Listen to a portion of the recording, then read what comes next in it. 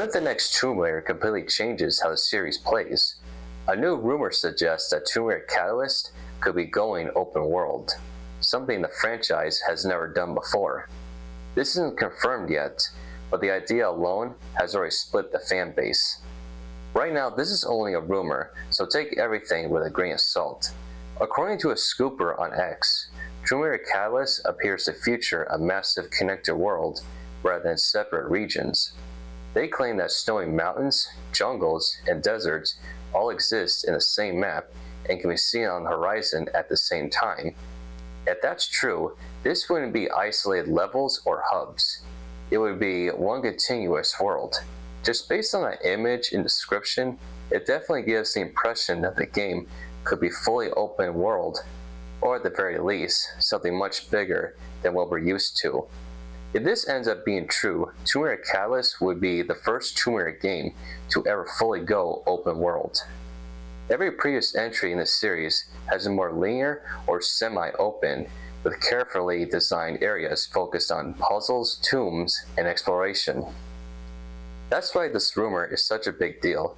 It would be a major shift for the franchise. Another interesting detail floating around is the idea that Laura will be able to travel around the world using a motorcycle. That immediately brings Days Gone to mind, although obviously without the freakers.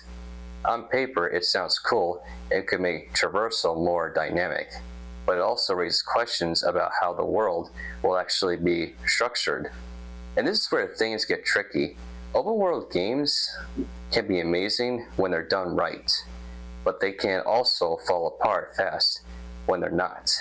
A lot of open world games suffer from the same problems. Massive maps with not enough meaningful content, repetitive side missions, activities that feel more like filler than actual gameplay.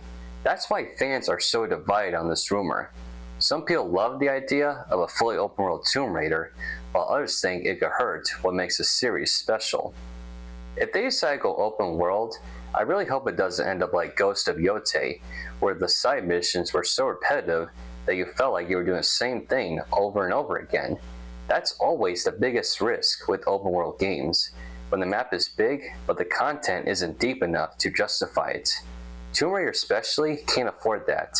Exploration, puzzles, and tombs need to feel meaningful, not like busy work.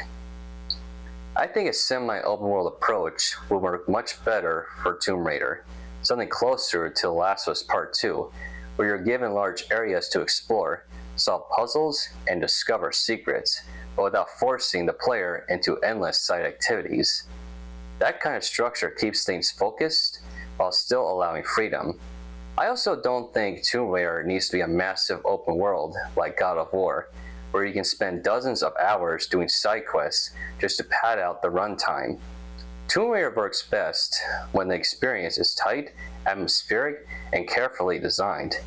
Honestly, this game doesn't need to be open world at all. I'd be perfectly happy if they stuck to the style of the previous Tomb Raider games. That said, developers can surprise us if they actually fill the world with meaningful content and avoid repetition. This could end up being something special. But now I want to hear from you. Do you think Tomb Raider Catalyst going open world is a good idea or a bad one? Would you rather see a fully open world, a semi-open world, or the classic Tomb Raider formula? Let me know your thoughts in the comments. And if you enjoyed the video, don't forget to like and subscribe for more gaming news and discussions.